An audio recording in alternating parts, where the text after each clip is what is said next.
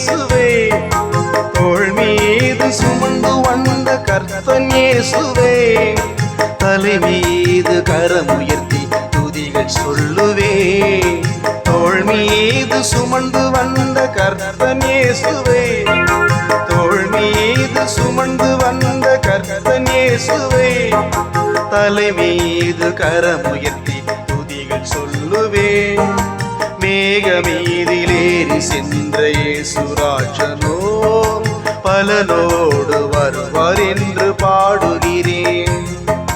மேகமீதிலேறி சென்ற இயேசுராஜனோ பலனோடு வருவார் என்று பாடுகிறேன்.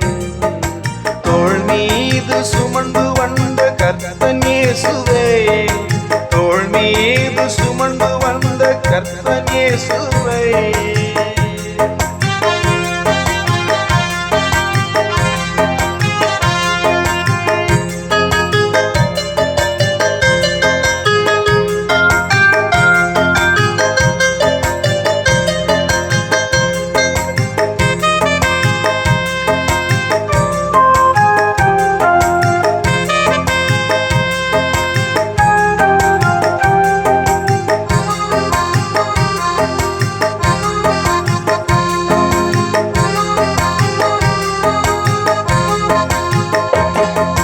படைப்பின் உலகிலே மனித படைப்புதா சிறந்ததென்று சான்றோர்கள் சொல்லி வந்தார்கள்.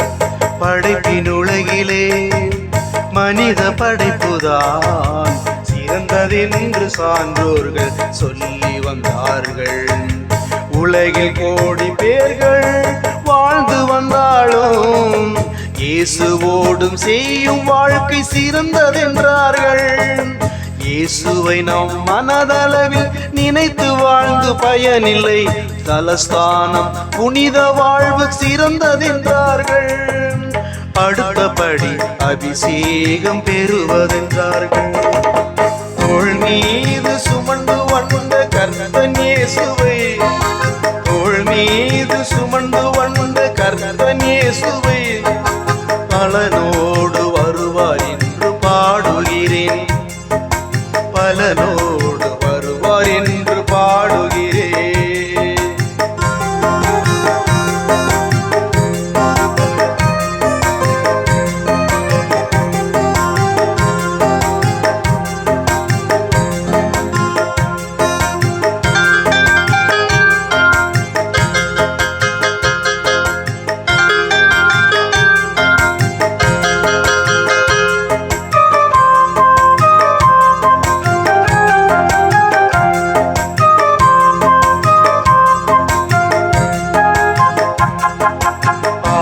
அபிஷேகம் பெற்றவர்க்கெல்லாம் அனலுள்ள திருசபைகள் இருக்க வேண்டுமே. ஆத்மாபிஷேகம் பெற்றவர்க்கெல்லாம் அனலுள்ள திருசபைகள் இருக்க வேண்டுமே. ஆடல் பாடல் வரங்கள் சபைகள் கோடி வந்தாலும் அவர் மனதின்படி பணி செய்யும் மேய்ப்பன் வேண்டுமே.